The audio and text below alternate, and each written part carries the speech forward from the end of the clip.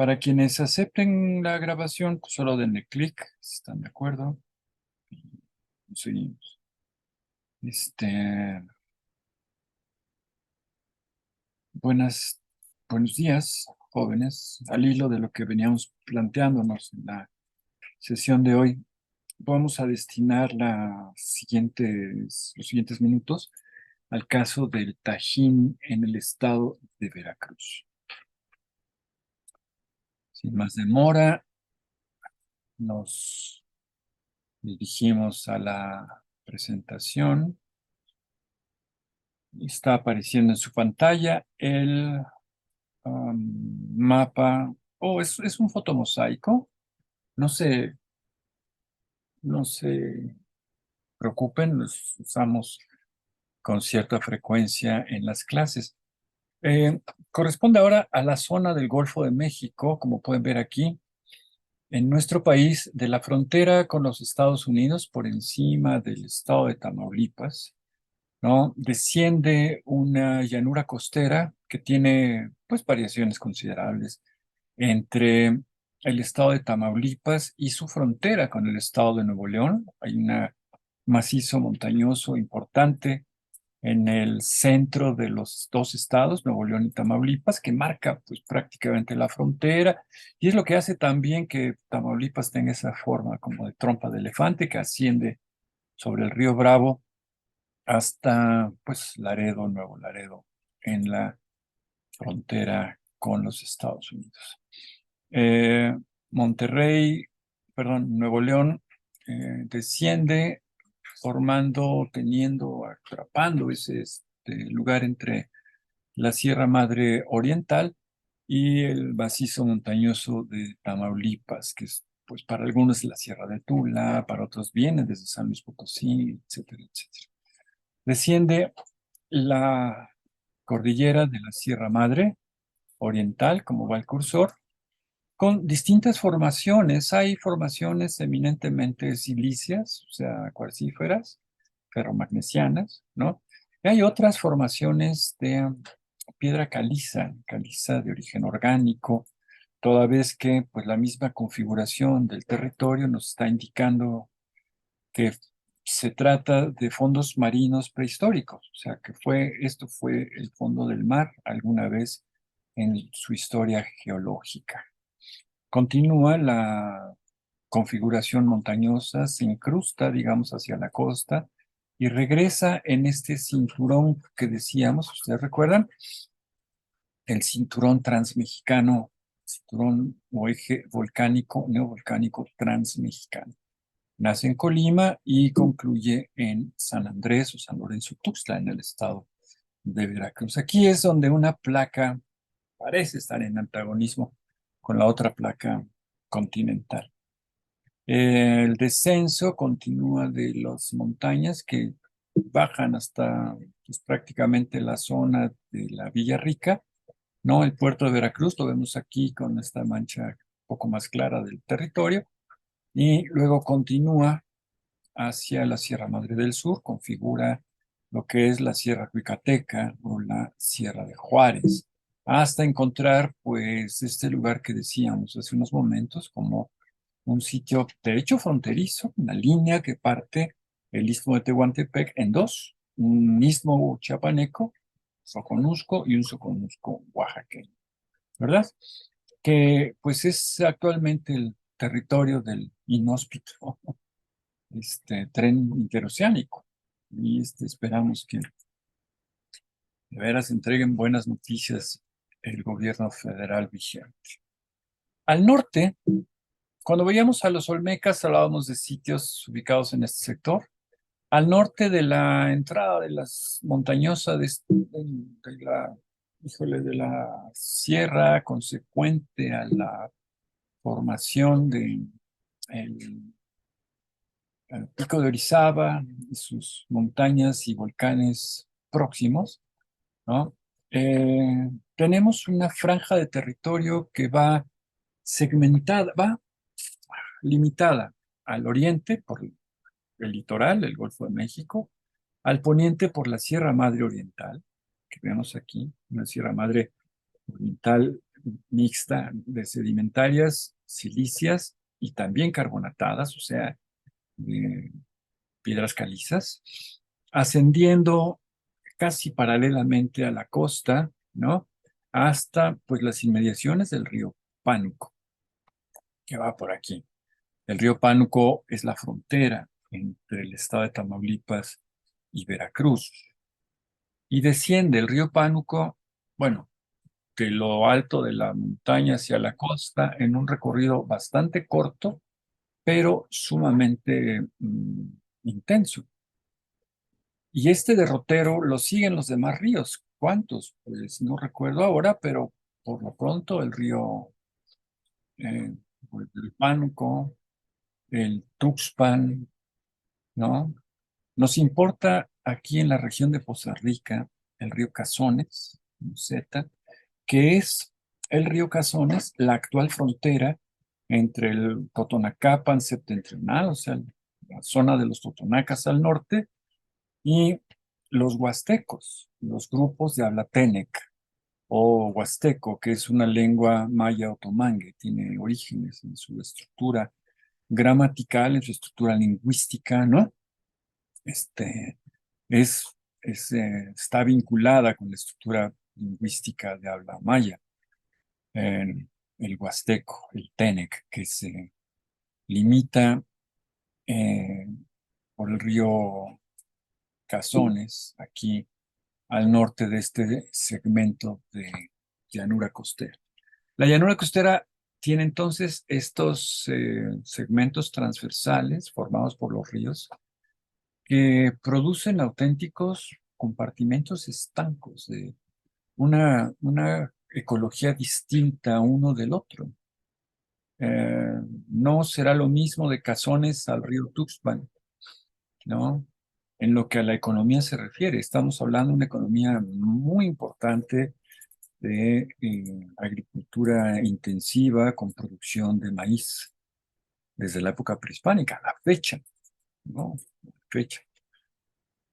Del Cazones al sur, hacia el Tecolutla, tenemos la región del Totonacapan septentrional, Totonacapan norte, donde se produce la única orquídea en América y en el mundo de un sabor sumamente sugerente y de un olor muy igualmente sugerente, ¿no? Hablamos de la vainilla en este sector, entre el Cazones y el Tecolutla. La región de Papantla, Gutiérrez Zamora y el propio Tecolutla, que son ciudades o asentamientos ya virreinales y luego republicanos contemporáneos, ¿no? Que están a la vera de una economía agrícola, de una economía pesquera y más recientemente, mediados del siglo pasado a la fecha, en una economía petrolera, ¿no? De refinación y bueno, de labores propias del combustible fósil. Al sur del río Tecolutla, pues ya vienen otra serie de ríos, el río Bobos, Chachalacas, en fin, Casitas, hasta pues prácticamente la Villa Rica. Estos segmentos, ¿no? Como compartimientos, tienen sus peculiaridades, se siembran, se cultivan, se cosechan, este, pues recursos naturales muy distintos entre unos y otros. Al norte del río Cazones domina el cultivo intensivo de maíz y al sur del río Cazones domina el cultivo intensivo de orquídeas que producen como resultado la vainilla natural, ¿no? Única en el planeta, una de las aportaciones y contribuciones de América al mundo. En este sector vamos a entrar por la vía de las imágenes todavía tempranonas del Landsat, ¿no? 2006. Eh, podemos identificar esto que les decía, la bajada del río Tecolutla, un río que carga una gran cantidad de nutrientes desde las partes de medio alta, ¿no? El mesomonte de la Sierra Madre Oriental, ¿no? Y desciende por las inmediaciones de el la región de Gutiérrez Zamora y luego de Tecolutla, ¿no? El río del mismo nombre. Baja, y esto nos ayuda mucho a saber que el arrastre de los nutrientes, las arenas y sedimentos del río Tecolutla contribuyen a la configuración del suelo marino del litoral del Golfo, ¿no? Lo mismo con el río Cazones acá, esto es Poza Rica, muy, bueno, cerca, todavía en el estado de Veracruz, pero ya más próximo a su frontera con el estado de Tamaulipas. Este es Papantla, la región de media de Papantla. Esta era la configuración de las, todavía de las, de los fotomosaicos de Google. El río Tecolutla desciende, se incorpora aquí en Vega de la Torre, más o menos la región de Gutiérrez Zamora, ¿no? Esto es Papantla, hace un rizo, esta es la región de los manglares, ¿no? Y Tecolutla, pues es el asentamiento consecuente al cauce del río. Eh, Esta es la región de la Vainilla, entre el río Cazones y el río Tecolutla. Aquí vemos Papantla, ya una foto más reciente, no tan reciente. La carretera que une Papantla con Poza Rica, una serie de elevaciones al norte, ¿no? Las montañas de, pues la Sierrita de San Antonio, aquí, y una carretera que une Gutiérrez Zamora con Poza Rica. Hay otra que va por la parte de atrás, hacia la costa, que une Poza Rica, ¿no? Por acá atrás, que une Poza Rica, ¿no? Con la región de Papantla. Acá. La que estamos viendo es este sector, ¿no? En pues, en el kilómetro, no tan en medio, más próximo a Papantla, en el kilómetro 25 más o menos, hacia Poza Rica, encontramos, pasando por una región llamada El Chote, encontramos la desviación al sitio arqueológico del Tajín. Esta es una foto de este siglo, ¿no? Les traigo fotos del siglo pasado que usábamos para la identificación de las elevaciones sobre la selva que nos denotaban la presencia de estructuras arqueológicas. Hoy están pues prácticamente el pues 30%, 40 quizás, expuestas a la vista, ¿no? En el display del sitio, en el discurso, digamos, de la zona de monumentos. No obstante, bueno, sabemos, siguen ocultas bajo la selva una importante cantidad de edificios. Aquí lo vemos en fotografías aéreas de los años 80, ¿no? Y vamos, como en el caso de Monte Albán la vez pasada, vamos a trabajar con el norte, ya me permiten, jóvenes, con el norte a la derecha de su imagen, ¿no? Entonces, el oriente está en la parte baja de la imagen, el poniente y el norte a la derecha.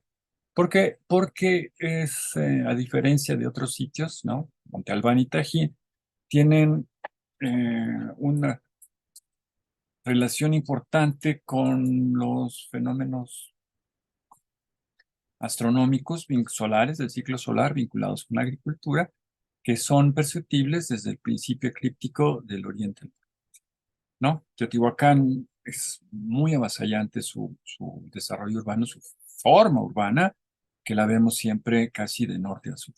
Aquí no, aquí lo vemos de oriente a poniente. Ustedes pueden ver algunas de las manchas que conforman que integran o configuran la mancha urbana de la ciudad. Aquí vemos el cauce de un arroyo.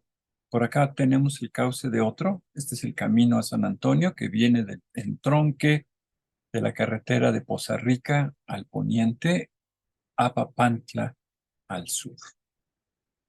El Tajín es uno de los sitios conocidos por todos nosotros por uno de sus ejemplares arquitectónicos más importantes, que es la pirámide de los nichos, ¿no? Descubierta, decíamos hace un rato, en el siglo XVIII y luego progresivamente vuelta a descubrir a mediados del siglo, no, principios del siglo XX, y de los años 30 hasta los 80, fue hasta 1976 concretamente, fue sistemáticamente explorada y por el INAH en un proyecto encabezado por el arqueólogo e ingeniero José García Payón. El ingeniero García Payón, de origen francés, madre francesa, muy cercana de la labor institucional, ¿no?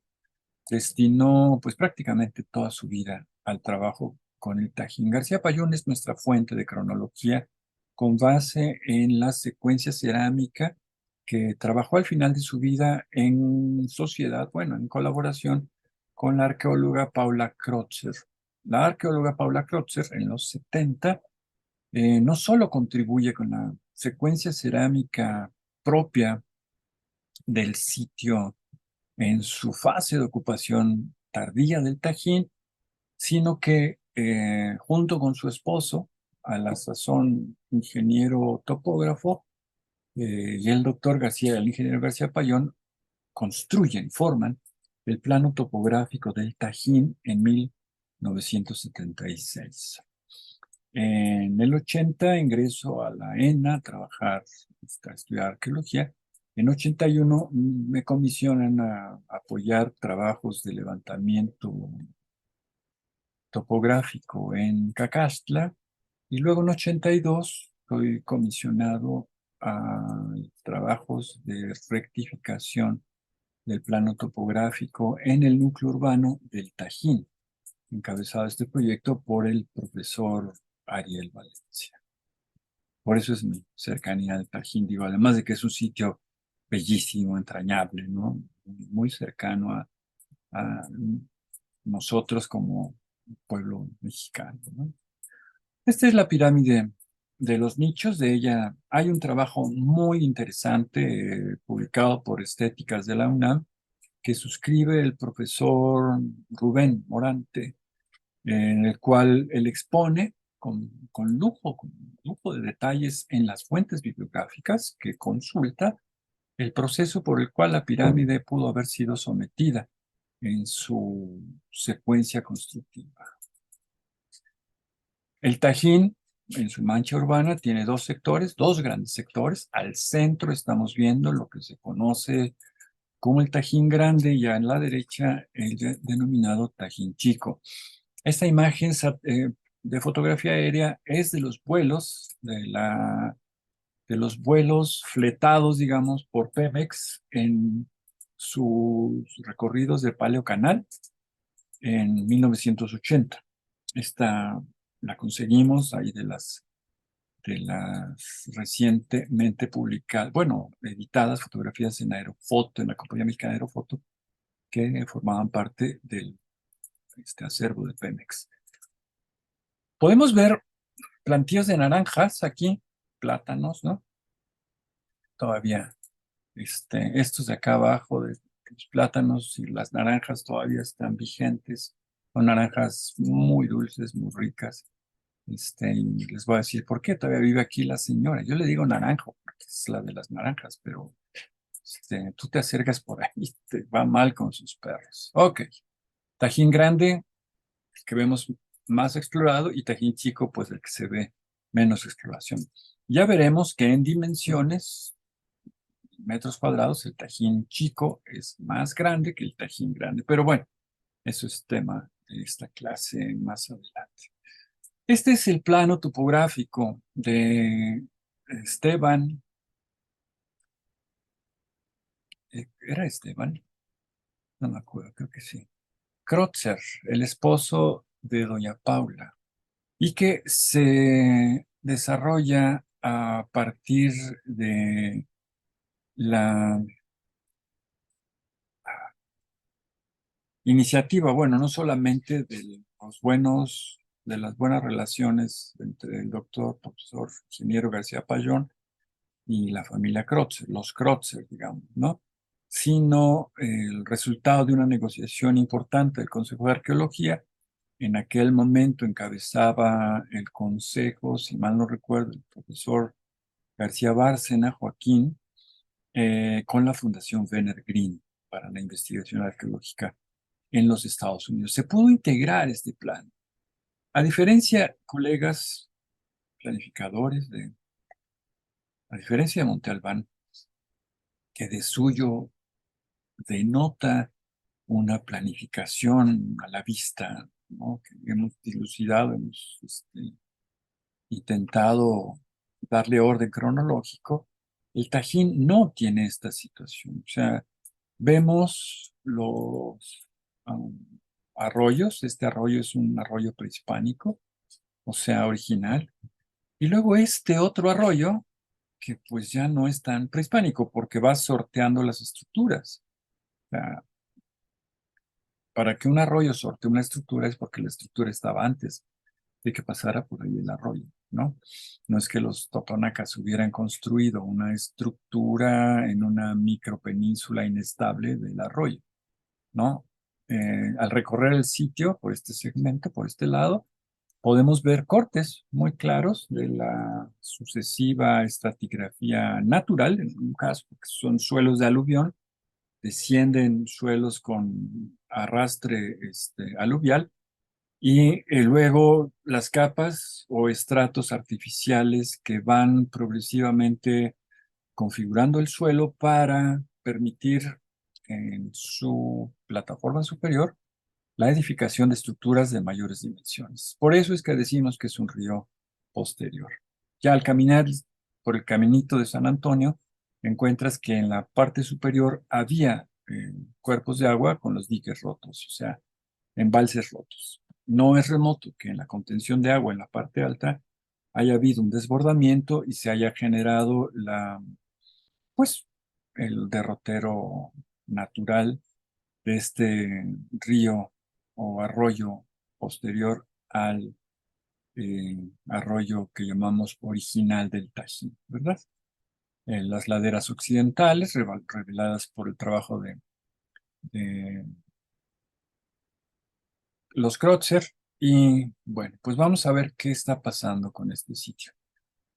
Nos propusimos a raíz de un proyecto de investigación intentar, como en el caso de Monte Albán, llegar al desarrollo urbano, a identificar los elementos temporales del desarrollo urbano a partir de las estructuras, es decir, de la mayor o menor complejidad en la técnica constructiva de las estructuras, ¿no? El proyecto se llama Desarrollo Urbano por Fechamiento de Sistemas Constructivos. El fechamiento de los sistemas constructivos, más que una datación absoluta, era el posicionamiento de la tecnología constructiva en el contexto de la línea del tiempo del sitio. Es decir, lo más temprano, lo más tardío. Hay una técnica constructiva temprana, hay una técnica constructiva consecuente a las líneas tempranas y hay una técnica constructiva consecuente o culminante o concluyente en las últimas épocas. Así las cosas, digo, ustedes perdonarán, iniciamos este proyecto con mis colegas, actualmente el exdirector de investigaciones estéticas, con discípulo mío, pues éramos unos chiquillos de 23 años, ¿no? Ya nos sentíamos los arqueólogos presentando proyectos al consejo y todo esto, ¿no? 1982.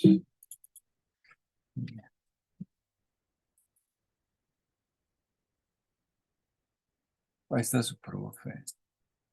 Esta foto la subí al Facebook y me escribió mi maestra Lorenza Flores. Mira nomás cómo dejaste el juego de pelota, Alejandro. No, pues fue antes de que se restaurara el juego de pelota. Parte del trabajo que hicimos fue precisamente la rectificación o verificación de las condiciones métricas de la zona baja. Al fondo de la imagen ustedes pueden ver las laderas occidentales, que son terrenos perfectamente modificados por la mano del hombre, perdón, de la especie humana, ¿no? La mano de los seres humanos, en la alteración del entorno para las progresivas y sucesivas formas de ocupación, en este caso habitacional, suntuaria, del Tajín. Su profe. Esto es esto fue 1982, esto fue 2022. No, 2012. O sea, 30 años después o 40 años después, o sea, no me acuerdo. 2012 son 30, ¿no? Y bueno, es como quedó después del proyecto de la intervención de un equipo multidisciplinario con un recurso muy importante del gobierno federal que se llamó el megaproyecto Tajín, encabezado por el profesor Jürgen Gruberman y un equipo importante de jóvenes estudiantes y jóvenes arqueólogos y arquitectos del Instituto Nacional de Antropología e Historia. Las imágenes centrales están dirigidas generalmente al conjunto de los nichos.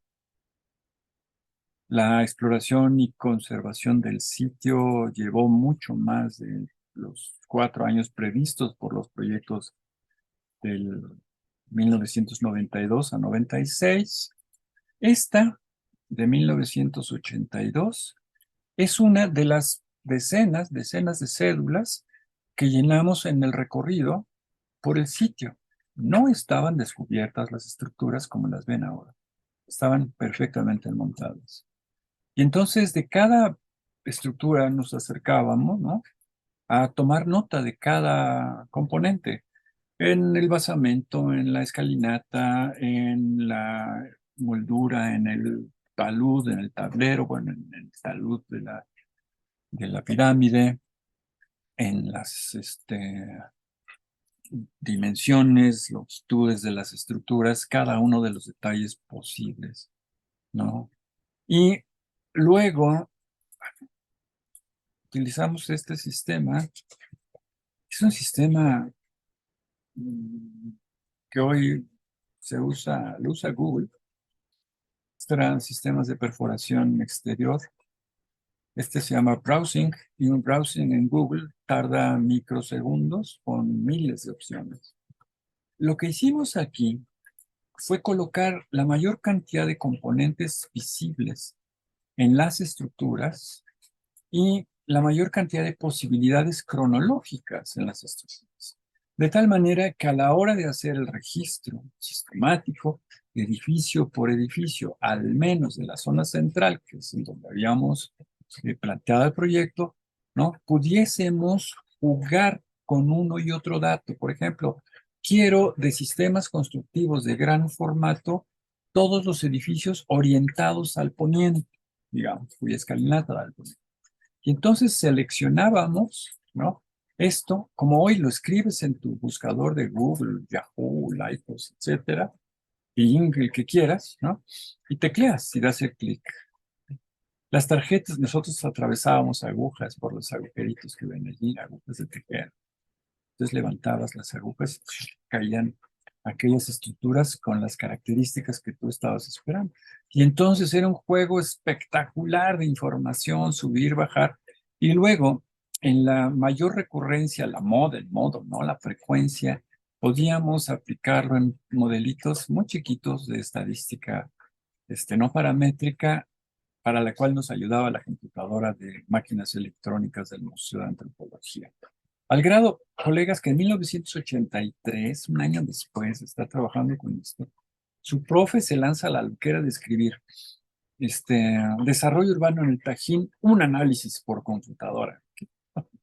1983. La computadora que usamos fue la Petrita del Museo de Antropología. Bueno, se los traigo nomás porque pues, es histórico. Y que se enteren, ¿no? Los lenguajes, bueno, lenguajes de programación ya ni hablamos, pero de estas cosas que trabajábamos cuando estudiábamos la carrera. El plano transferido de Kreutzer y la conversión del plano en instrumento de trabajo a partir primero pues de una identificación de ejes, norte, sur, oriente, poniente y cuarteles, noreste, sureste, noroeste y suroeste.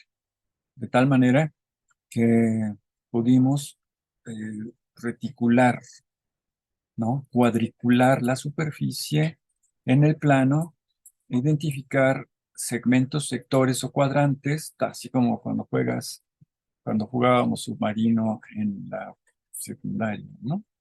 E identificar por sectores las estructuras con ciertas características arquitectónicas o de sistema constructivo. Fue así, camaradas, que logramos llegar a la identificación de, pues, eso, de sectores de la ciudad en donde la mayor proporción de espacios colectivos nos estaban hablando de la mayor contención de contingentes de personas capaces de llevar a cabo allí actividades colectivas, comunitarias. Una de ellas, por ejemplo, el intercambio, que es una actividad muy importante, ¿no? El comercio, el intercambio, ¿no? Lo que hablaba yo la clase pasada, el trading, con el que los carapálidas se fueron apropiando de territorio hasta el Pacífico, ¿no? Es una actividad mesoamericana por excelencia, el intercambio de productos, ¿no?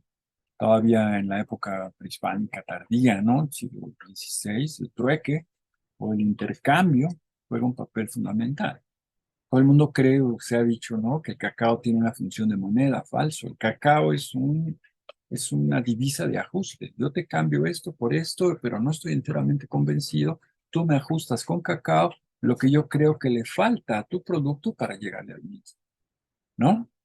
Entonces, ojo, no es una divisa, no es un equivalente universal como el oro, la moneda o el dinero que conocemos en la actualidad.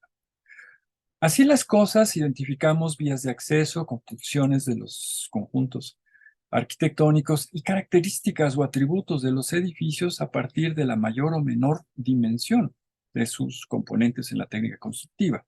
Reiteramos, el Tajín Grande lleva ese nombre porque las estructuras en su mayoría tienen un formato de mayor dimensión en sus técnicas constructivas, en sus materiales, que aquellas ubicadas en el sector derecho o Tajín Chico, aquí dibujadas de color verde, como pueden ustedes verlas. De tal manera que, bueno, con el sector verde son las arquitecturas habitacionales, en color gris son las arquitecturas monumentales, con el color café o marrón es la identificación de los sectores habitacionales de población o de comunidad popular, eh, con el verde habitación suntuaria y eh, con azul, bueno, con café, marrón, las vías de acceso, la comunidad popular mayoritaria, o el segmento de los caseríos, hacia el sur, generando con ello, fíjense qué interesante, del triángulo del Tajín, como si el asentamiento fuera un triángulo invertido cuyos vértices se tocan. ¿Y cuál es el vértice de toque entre el asentamiento urbano, las casas, allá, del lado izquierdo, y el núcleo urbano? Pues es el mercado, curiosamente. ¿En qué lugar te encuentras a las personas que no te quieres encontrar? Pues en el mercado, en los centros comerciales en la actualidad, ¿no? Ok. En la secuencia cronológica pudimos lograr, abrevando en las fuentes de García Payón, Paula Kreutzer y otros autores como, híjole, Alfonso Medellín, Cenil, de Tajín. Revisamos trabajos de el profesor Wilkerson de la National Geographic, de pues los trabajos en la iconografía de Campen en los labrados de los juegos de pelota, autores como el propio Brueggemann para el caso de Tajín. Pero básicamente, colegas, básicamente en la secuencia cronológica que proponía el profesor García Payón, después de casi 40 años de trabajar en la zona, sin el casi, después de 40 años de trabajar en la zona. Él empieza a trabajar en Malinalco, en el Estado de México, en los años 30, 34, cuando, pues, no existía ni el INAH, era la Dirección de Antropología de la Secretaría de Agricultura y Fomento, imagínense. Como Zagarpa se hacía cargo de las zonas arqueológicas. García Payón es uno de esos heroicos fundadores de la antropología mexicana, de la que nadie habla, ¿no? Hay una página de Facebook, dice fundadores de la antropología mexicana, y son un club de amigos de viejitos, ¿no? Pero no se habla de García Payón, no se habla de estos personajes monumentales, ¿no? Miguel Ángel Fernández, un tipazo. En fin, ya eché mi veneno. En la secuencia cronológica que nos propone García Payón, aquí vertida en el plano, en amarillo está el preclásico formativo superior, años 100 a.C., 200 a.C., y en azul está el siglo décimo, o duodécimo, ¿no? Décimo segundo, que es el año 1100 de la era cristiana. O sea, del 200 a.C. al 1100 de la era cristiana, tenemos una progresiva ocupación datada por García Payón por asociación con material arqueológico que está aquí vertida en el plano. Entonces, lo amarillo, lo naranja, lo rojo, lo café es lo más temprano en esa secuencia y lo azul es lo más tardío. Hay un acuerdo. Lo azul, ¿no? Es lo que se ocupa en la última fase. Es lo que se habita en la última fase de ocupación en el Tajín, ¿verdad? Vean qué padre. Y abajo, las estructuras amarillo, naranja, rojas, ¿no? Son las que tienen una, pues, mayor aparición en la zona del Tajín grande. Y el Tajín chico es aquella consecuente a las obras de las primeras estructuras. Todo lo que ven aquí coloreado es lo que está fechado por García Payón, ¿no? Nosotros tuvimos que lanzarnos a identificar características comunes que por asociación o vinculación, ¿no? Nos hablaran, por ejemplo, de un indiscutible objeto parámetro paramétrico del desarrollo urbano es el edificio principal de Los Nichos, al que le identificamos con la rectificación del plano topográfico, le identificamos una orientación de 8 grados noroeste en su eje de diseño, de tal manera que este edificio se ciñe o sirve de parámetro o se ciñe a una retícula de 8 grados noroeste, ¿no? Vamos a ver. Ahí está. Este es el edificio del Tajín, Los Nichos, ¿no? Su eje de diseño, 8 grados noroeste, perdón. Aquí pasa por el centro geométrico del edificio 22. 8 grados noroeste son estas líneas paralelas en color negro. Y luego tenemos que estructuras como el edificio 5, muy cerca del edificio del Tajín, de Los Nichos, su eje de diseño pasa por una de las esquinas o uno de los extremos de esta estructura bien interesante que es la estructura 22. Edificios de la primera etapa en rojo, la fase de García Payón para el clásico, ¿no?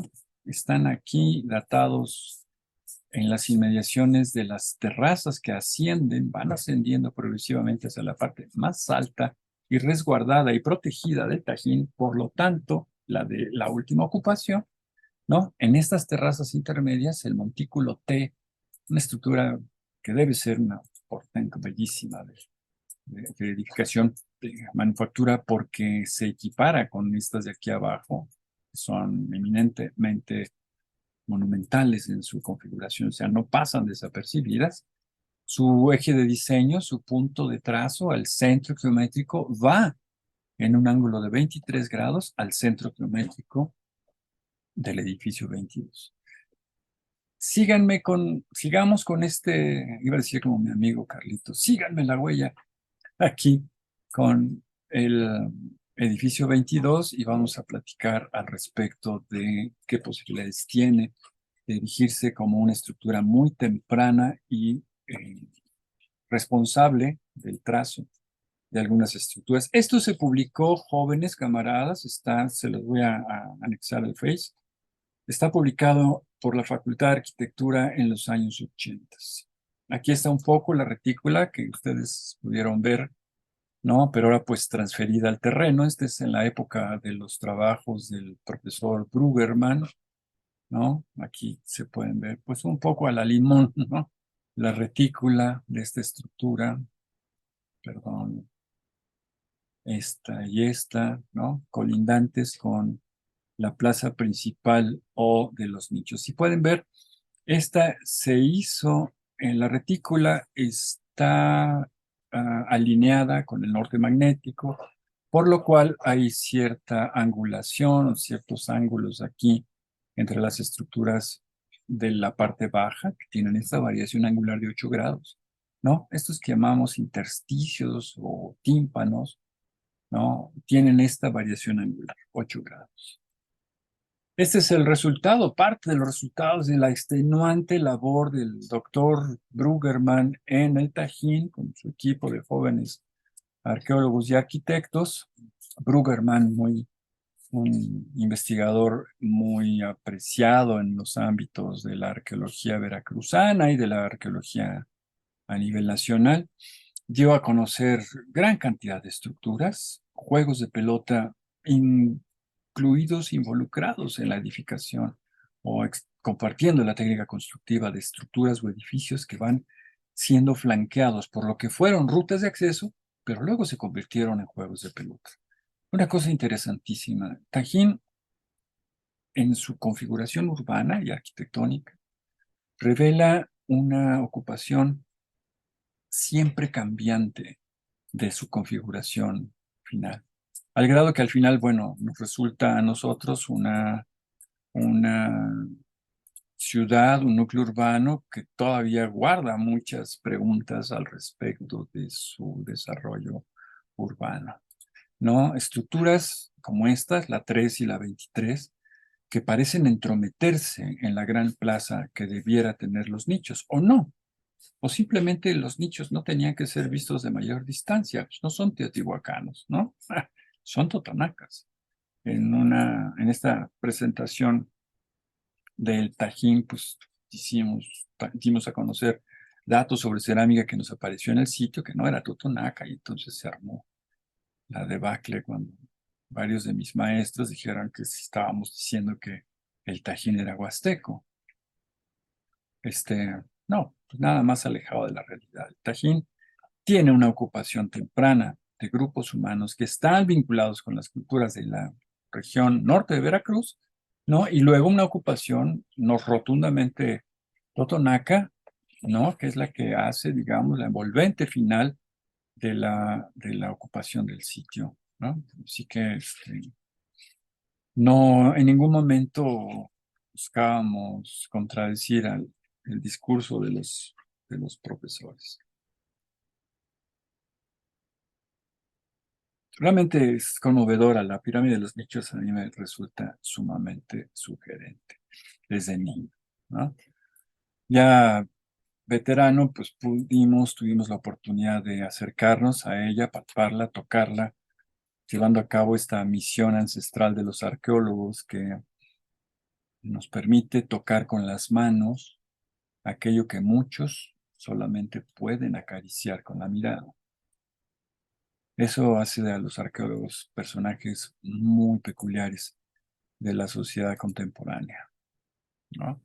Aquí el reverso, la parte posterior de la pirámide de los nichos, cuyo eje de diseño coincide con la escotadura del Cerro Observatorio al oriente, en la estructura 5, por un lado y por el otro. Ustedes pueden ver que el núcleo se extiende desde la base hasta la altura mayor o máxima y denota nichos en la parte superior. Los nichos del edificio 5, como lo pueden ver aquí, ¿no? Quedan contenidos por una hilera de nichos en la base. Y esto nos habla de la técnica constructiva que exploramos, reconocemos e identificamos como propia de esta estructura de los nichos. Digo, a reserva de lo que mis camaradas hayan opinado y me lo han dicho y yo les he respondido, ¿no? En la secuencia y la posibilidad de la secuencia constructiva de la pirámide de los nichos, no se ha dicho la última palabra. De aparente planta rectangular, La pirámide del Tajín, de los nichos, la pirámide número 1, revela una configuración curva. Es decir, de la esquina del edificio, si yo aquí me paro, no veo la otra esquina, porque veo una curvatura. De esto hay un estudio del arquitecto Víctor Rivera en el número 8 de los cuadernos de arquitectura mesoamericana, donde dice que la deformación progresiva del edificio es el resultado de su técnica constructiva. Desde luego, ¿no? Pero no sabemos cuánto se deforma. Se deforma lo suficiente, otra vez, como para dotar de estabilidad al edificio. Pero no es, jóvenes, el único edificio deformado con configuración, digamos, de, aparentemente de apariencia deteriorada, pero que en realidad no es la línea recta la que está buscando, sino que la línea curva no solamente garantiza estabilidad, sino que resulta ser o viene a convertirse en la forma resultante del edificio. Lo pueden ver en la estructura del lado derecho. Y es una forma con la que el constructor coexiste sin problema. ¿Por qué? Porque la curva está estucada. ¿Qué quiere decir? Que tiene recubrimiento, ¿no? Las curvaturas en los edificios son aspectos con los que el constructor es anuente, si no es que lo promueve. ¿Y a qué se debe esto? Pues desde luego a la inestabilidad del suelo. Es un suelo sumamente acuoso, es un suelo sumamente, yo diría, no inestable, sino de una alta compresibilidad. Esto nos trae como consecuencia un resultado arquitectónico que es todo un desafío a la gravedad. Parece como si pusieras guacales, ¿no? Esto es equiparable así a una foto de guacales en la central de abastos. ¿Por qué? Pues porque los nichos en las esquinas están vacíos y puedes ver a través de ellos, ¿no? Y cada hilera de nichos que vemos aquí como cuerpos ascendentes, en realidad son cuerpos descendentes. ¿Por qué? Porque se construye el gran núcleo del edificio, se colocan los nichos en la parte superior, como vimos que ocurre con el edificio 5, y luego, progresivamente, se va descendiendo cuerpo por cuerpo hasta llegar al suelo. Esto lo decimos en la literatura para público en general, es lo que enloquece a mis alumnos de arquitectura cuando les digo, la pirámide de los nichos está construida de arriba hacia abajo, ¿no? Y de adentro hacia afuera. ¿Por qué? Porque en nuestra lectura visual occidental vemos las cosas de abajo hacia arriba, ¿no? Todo lo escalonado lo vemos en una lectura ascendente. Y este edificio fue resuelto en un proceso descendente. ¿Cómo? Pues muy sencillo. No pierdan de vista el nicho, no pierdan de vista las características pues, de su transparencia, luminosidad, provisión de sombra. Recuerden que en la arquitectura, en los edificios, a mayor proporción de sombra, mayor percepción de ligereza. ¿Ok? O sea, mientras más sombra tiene, un edificio parece más ligero. Bueno, aquí podemos ver, miren, este es el primer cuerpo, que va desde el suelo hasta la parte más alta del edificio con su secuencia lineal o molduras o tableros entablerados de nichos. Los cuerpos subsecuentes van siendo progresivamente como anillos concéntricos que envuelven al edificio central, al núcleo de la estructura. Por eso es que si te falla un centímetro arriba, te va a fallar al centro. Y si te falla otro centímetro en la que sigue y otro, pues ya no salió recto, ya salió panzoncito el edificio, ¿me explico? Cada cuerpo, en este principio secuencial, toca el suelo, porque es garantía de, pues no solamente sustentabilidad, sino contención del cuerpo que le va a seguir, que le da continuidad. ¿Lo ven? Y ahí vamos hacia abajo. En un detalle Estas son imágenes de la Revista de Arqueología Mexicana. Aquí está, en síntesis, lo que reconocemos como el talud que asciende hasta determinada altura, convencional altura, dada por el constructor, ¿no? Para la edificación de los nichos con su cornisa soportados en un plano horizontal de molduras continuas. ¿Me siguen? Y el talud está al tacto del suelo, al grado que el resultado de la pirámide, el resultado de la forma arquitectónica final de la pirámide, es una forma que, si privilegiamos la visión ascendente, muy sugerente, es muy persuasiva en nuestro campo visual, es muy seductora, ¿no? Como resultado final, pensando en piedra, con junta de argamasa de cal, jóvenes, hecha en el año 700 de la era cristiana, 670 les gusta, momento de la edificación de las grandes estructuras en Mesoamérica. Tajín no se quedó atrás. Y esta técnica está revelada o está prevista en otros sitios, en otros edificios dentro del mismo sitio del Tajín. Este es el edificio 5. Este edificio, por ejemplo, decíamos hace un ratito, siguió su cuerpo ascendente hasta el punto más alto. Pero ¿por qué no se edificó igual que el de los nichos? Y nada más se le colocó esta. Bueno, esta de abajo desde luego tiene una intención escénica para anteponerse a la estructura. Es decir, quienes ahí se paren van a ser identificados en asociación con el contenido ideológico, civil, ¿no? Del edificio. Y en la parte baja, con eso le garantizo permanencia. ¿Me siguen? ¿Por qué no siguió uno y otro y otro? Pues, ¿qué creen? Porque la plataforma sobre la que está colocado no lo hubiera permitido. Además, invades con esto el juego de pelota que está contiguo allí al sur de este conjunto del edificio 5, a un costado del edificio de los nichos. Esta estructura 5 tiene una orientación de norte magnético con variación de 1 grado, ¿no? Pero está en colindancia con aquellos de 8 grados noroeste. Bueno, ¿vamos bien? Aquí está, me encanta. Y me encanta no solamente porque nos revela esta técnica constructiva con mucha claridad, sino porque además está sobre una plataforma cuya doble cornisa nos recuerda mucho la arquitectura de, del sur de Veracruz, bueno, del sur de esta zona, del Totonacapan meridional, ¿no?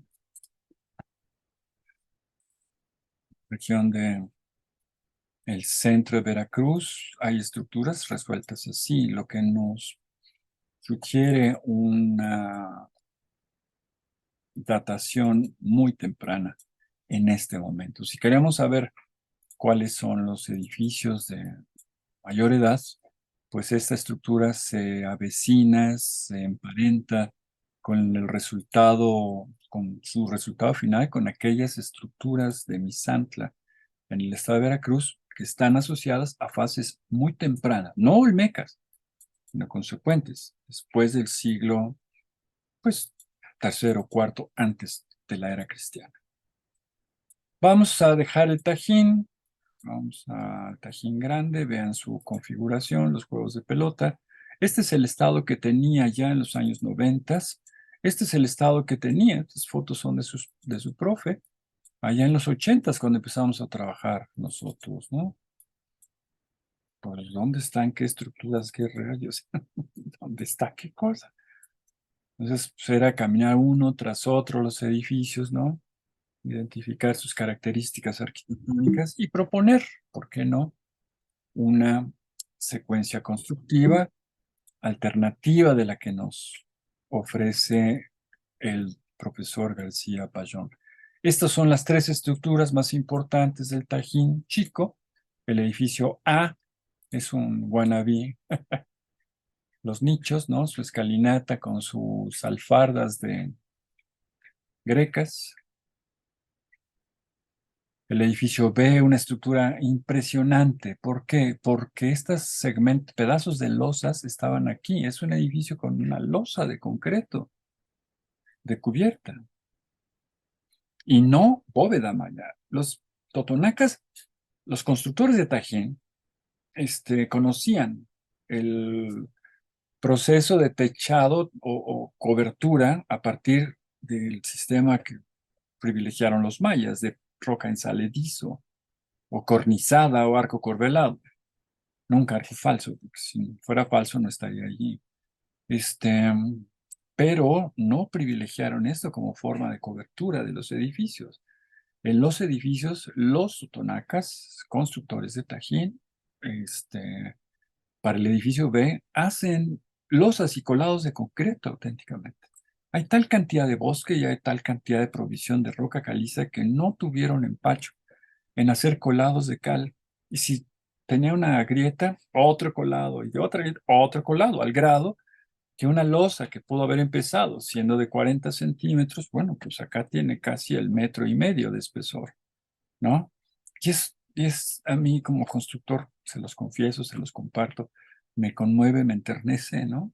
El ver que la, las columnas son como nabos, ¿no? Como cebollas, se van engrosando. Cada vez que le echaban una colada arriba, le engrosaban abajo, ¿no? En ese principio de relación directa entre el espesor o el peso de la losa y la sección de la columna o pilar que sostiene o soporta. Bien padre, interesantísimo. Edificio B del Tajín Chico. El edificio C es una evocación, sin mayor reflexión que la abstracción de la envolvente arquitectónica de los edificios de abajo. Esta es la imagen de la stitch, o sea, suturé las transparencias en una vista de paneo, es que hacíamos. Con frecuencia, 1982, las imágenes del Grupo del Arroyo. Aquí es donde está actualmente el museo y el Palo del Volador. A nosotros nos tocó, con el profesor Ariel Valencia, mudanza, la mudanza del Palo del Volador, de aquí, de la Plaza de los Nichos, de aquí al campamento primero, y luego, ya no me tocó a mí verlo, la mudanza al museo. Fue realmente muy complicado. Tajín grande y tajín chico y todo perfectamente. Miren, aquí las naranjas todavía riquísimas. Y los platanares de la señora naranjas de este lado. Esta está tomada desde el Cerro Observatorio y desde el mismo Cerro Observatorio, ¿no? Que está aquí, una vista poco de reconstitución de un presunto Tajín hecho por la National Geographic. Este es una perspec del famosísimo ilustrador Roy Anderson de la National Geographic, que es un personaje muy peculiar. Aquí ilustrando el trabajo y concluyendo la presentación que hace el profesor Wilkerson, Jeffrey Wilkerson, de la National Geographic. Es de los 80 también. Ahora, de esta déjenme decirles una cosa. Es una imagen de un Tajín inexistente, porque nunca estuvo ocupado simultáneamente en toda su superficie. Sabemos por las distintas hallazgos y identificación de procesos de ocupación que había áreas habitadas, que había áreas habitadas en la parte baja cuando otras no existían. ¿Me explico? Y había áreas habitadas cuando otras estaban ya totalmente abandonadas.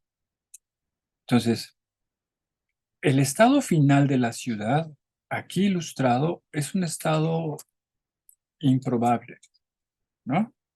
Aquí es una suerte de fotografía de una generación sobrepuesta a otra. no son estructuras todas que hayan coexistido o que sean contemporáneas entre sí.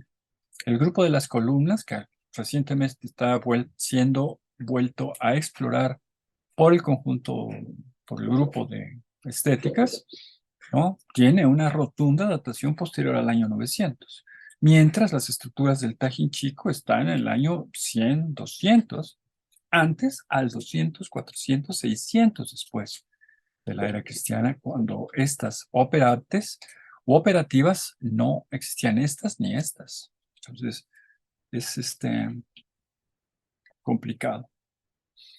Bueno, ¿qué les digo de estas cosas que fueron por mucho tiempo una idea de ilustración, pero luego se convirtieron en ideas para políticos que aceptaron que pusieran el palo del volador en la plaza central de Los Nichos? Un gobernador se le ocurrió que sería muy padre, ¿no? Evocar luego que había sido una evocación. Entonces, imagínense, es impresionante. Esto de total improbabilidad, una mano artística única, como la de su autor, don Iker Larrauri, ¿no? Aquí, por ejemplo, habría que poner el nicho hueco y ver cómo por detrás está pasando el talud del edificio, del cuerpo de atrás. Este talud baja y aquí pasa y se ve cómo pasa por detrás de este nicho, por dentro, digamos, ¿no? Entre comillas. Muy bien, ya vamos hacia el final. Este es el edificio 1, el edificio 2 aquí, el 3 aquí, el 4, el 5, el 6, el 15, el 23, el 22 aquí. Desde este punto, desde el Cerro Mirador, identificamos los 8 grados noroeste como eje de diseño del conjunto central, ¿no? Que nos permitió, bueno, pues identificar las características de la plaza principal, ya transferidos a maqueta, en donde el centro geométrico o eje de diseño del edificio 5 pasa por la escalinata al centro del edificio 3, el 23, y el centro geométrico del edificio 22. A la par de perdón, ¿me van siguiendo? ¿Se les interrumpió algo? ¿No? Estamos en la foto de la maqueta. Jóvenes, ¿me siguen? Sí, profe. Gracias, Val. A ver, aquí. Vamos a hacer una síntesis. Miren, en rojo está el trazo de los edificios a 8 grados noroeste. Entonces, del centro del 22 voy al centro del edificio de los nichos. Del extremo del 22 voy al centro del edificio 4. ¿Me siguen? Y del centro, bueno, del extremo izquierdo o sur del 22 a 8 grados noroeste voy al centro del edificio 5. No puse ese hilo, se me olvidó, pero ahí debe estar. ¿Me siguen? Ok. Los hilos verdes son aquellos que marcan la variación angular de 0 a 1 grado respecto del norte. Del centro del 22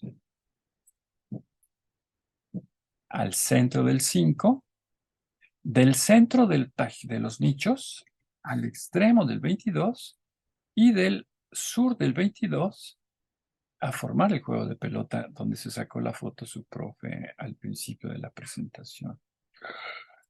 Algo está pasando muy chido, diríamos, en estos edificios.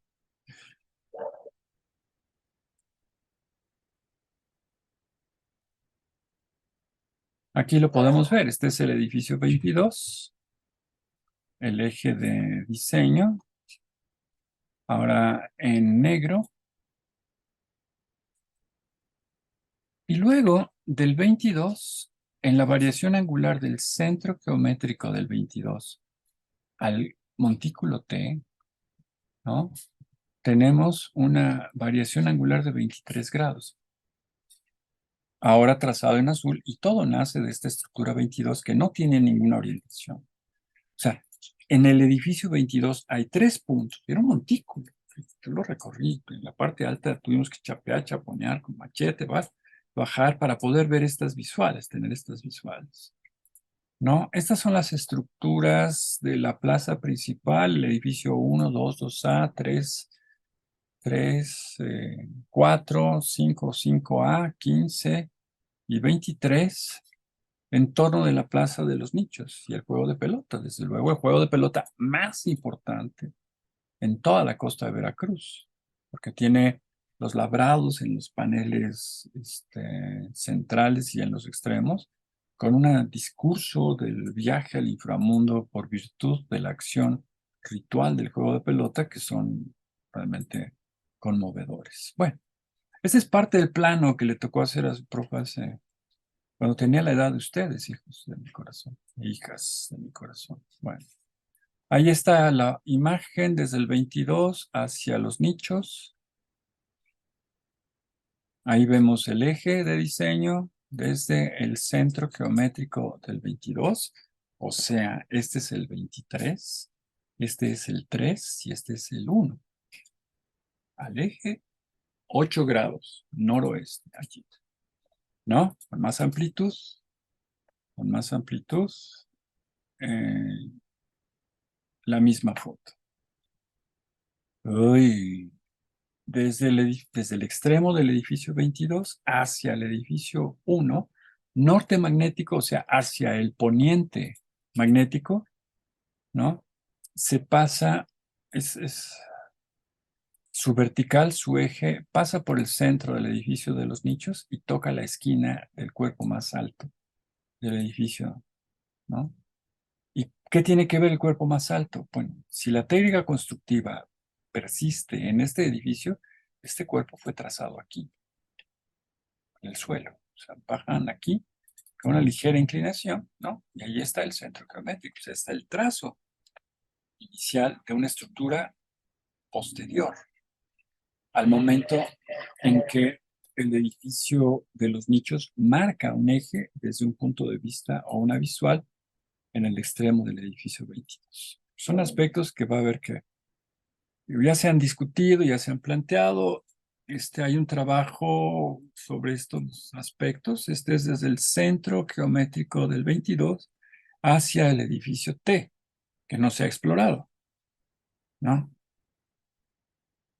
Espero algún día se pueda explorar. Y de ahí confirmamos que va en 23 grados al eje o centro del edificio 22.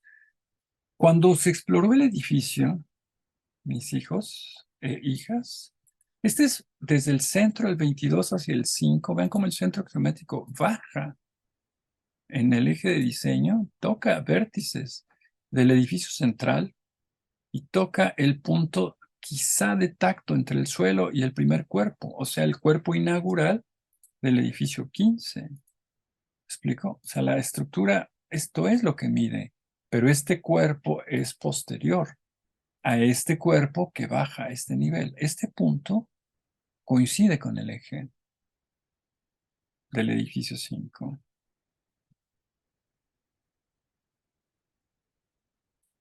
Y del centro geométrico del 22 por el juego de pelota norte al centro geométrico del edificio T, en la parte alta de la plataforma previa al grupo de las columnas. Ahí está. Ostras, perdón. Es muy sensible el ratón este. Miren, del centro geométrico del 22 al montículo T, al acceso del grupo del Tajín Chico por el costado de la extensión en península del Tajín Chico en el extremo del edificio 22, ¿no? Cuyo eje norte-sur da a los nichos, cuyo eje 8 grados noroeste da al 4 y cuyo eje 23 grados noroeste da al acceso del grupo del Tajín Chico. El centro geométrico del 22 va en 23 grados al centro geométrico del T. En 8 grados noroeste corta 23 corta el 3 y pasa al centro de los nichos. Y al norte magnético va al centro geométrico del edificio 5. Inventos del doble. No, pues ¿de cuál fuma, Doc? No, no, yo no fumo nada. Ahí está. Bueno, sí, bueno, whatever. No pierdan de vista en esta imagen, por ejemplo, esta imagen, bueno, aquí hay una, una vista general de la maqueta. Aquí, esta foto busca el encuadre del ángulo 8 grados noroeste. Vean cómo el edificio 22 va de izquierda a derecha y de arriba hacia abajo. En otra imagen, aquí, ¿no? Esta es haciéndole caso al eje 8 grados noroeste. Ahora, lo vamos a girar a 23 grados. Aquí, vean cómo es totalmente congruente con el Tajín chico, ¿no? Este es totalmente congruente con el Tajín grande y y el 22 se ve chueco, no coincide con nada. Y en la siguiente es totalmente congruente con el trazo en la cuadrícula o retícula del Tajín chico y el edificio 22 no coincide con nada, ¿no? Bueno, en las exploraciones del profesor Brueggemann, en el edificio 22 aparecieron 3 escalinatas, cada una a cada uno de los puntos de trazo. ¿Coincidencia? No. Tampoco tengo bola de cristal. Jóvenes, lo que tenemos a la vista es el manejo de la geometría de los pueblos del pasado remoto, de los ancestros habitantes de nuestro territorio. Ahí está, ven este cuerpo del lado izquierdo del 22, pues ya sumamente deformado, no hubo mucho que hacer porque tenemos inconsistencia del sustrato de soporte de las estructuras, pero lo que más nos conmueve es esto, ¿no? Gente, 3 escalinatas en el edificio 22, con una cronología, pues miren que por el no nicho que tienen, se equipararía al edificio 15 o su estructura del grupo de Misantla, ¿no? Muy temprano este edificio. Así las cosas, el 22 ya desapareció, lo tenemos por acá atrás y eh, quiero platicarles de una greca. Una greca es un diseño utilizado por los griegos, por eso se llama greca, y que está aquí en náhuatl, se llama Xicalcoyuhqui. Una greca que es una línea o una barda alineada siguiendo una secuencia espiral progresiva y cada vez más reduciendo cada vez más el espacio, ¿no? De escala urbana. Aquí la tenemos. Esto que ven en rojo es la secuencia que sigue el muro de la greca. Y en cada cambio de sector hay juegos de pelota, ¿verdad? Todavía falta mucho por hablar, escribir, decir sobre el Tajín, ¿no? Estaría encantado de tener todo el tiempo de sentarme a escribir sobre el Tajín. Tengo que preparar mis clases de urbanismo, etcétera. Pero eh, esta posibilidad de una secuencia progresiva a espacios cada vez más estrechos, más reservados, esta estratificación social del espacio tiene en la greca un protagonista muy importante. Todavía falta dimensionar, pues, con los nuevos datos que al respecto podamos compartir, tener o discutir, ¿no? Es padrísimo, es un sitio realmente que tenemos que ir a visitar jóvenes algún día, juntos, caminarlo. Ojalá pueda, dentro de poco, a ver qué dicen los médicos. Bueno, ¿dudas, preguntas, comentarios? ¿Ya vieron la puerta? ¿Cuál puerta, profe? Pues la puerta, güey. Ahí hay una puerta, ya la vieron, aquí está la puerta. En arqueología tienes que aprender a reconocer cada una de las características de los materiales que están apareciendo ante tus ojos. No hablan, las piedras no hablan. O sea, perdóname, pero digo, me extraña que sea un filósofo el que diga, las piedras hablan, que no hablan. Las piedras no hablan. el que interpreta la posición de las piedras buscando el polo intencional del que las movió, pues somos nosotros y ustedes en el momento en que se cuestionen que algo ocurra, ¿no? Las posiciones de las piezas, los golpes, las que están golpeadas, las que no están golpeadas, las que no necesitan junta de argamasa para coincidir. Vean este trabajo tan importante. Y además las piezas todas cortadas con ese, o sea, todas con ese corte, no hay truco. Entre los incas sí hay truco, porque son vértices, las piedras son trapezoidales. Tú la acomodas de atrás y la haces aparentar como una piedra que tal toca 12 ángulos, pues sí que chido, pero por detrás es una especie de trapecio. Tú mueves la piedra. Estas no, tesoros, estas son bloques completos. Y lo más importante, aquí entre nos, es que no conocían la herramienta metálica para su próxima clase, que no lo pierdan de vista, ¿verdad? Ok, jóvenes, yo creo que yo lo dejaría allí por el momento, ¿no? Vamos a dejar de compartir la pantalla, ya estamos a unos minutos de que nos den las 13 horas. Termino la grabación de este segmento de la clase, esperando que hayan aprendido. Y ahorita vamos a las preguntas. Gracias.